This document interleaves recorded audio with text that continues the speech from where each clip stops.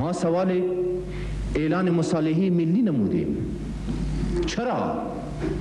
بر مبنای ازی که اگر روز 10 نفر 5 نفر از طرف ما کشته میشه، 10 نفر 5 نفر او طرف کشته میشه، وام از ما هست. کاش که نیروی دیگری خارجی در برابر ما مطرح می بود. باز افغان ها مثل پدران و نیاکان خود ضرب شمشیر از اونها را نشان میداد برشان. ولی کی میموره؟ از هر دو طرف برادر ما میموره. لذا من میگم به خاطر از این نی که من ضعیف هستم، ناتوان هستم، بی قدرت هستم. و بر شما به صراحت میگم امروز 500,000 نفر قوای مسلح داریم. مجموعه سازمان های اجتماعی ما از اتحادیه کارگران گرفته تا دیگرها کلش که محاسبه بکنین 1,000,000 نفر می شود. قوت و طاقت زیاد هست، مگر این قوت و طاقت زیاد را ما علیه کی استعمال بکنم؟ علیه برادر خود؟ علیه خودت؟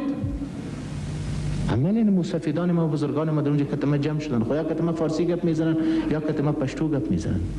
قرآن ما شریک، مذهب ما شریک، دین ما شریک، زبان ما شریک، احساس ما شریک، عاطفه ما شریک، زبان ما شریک.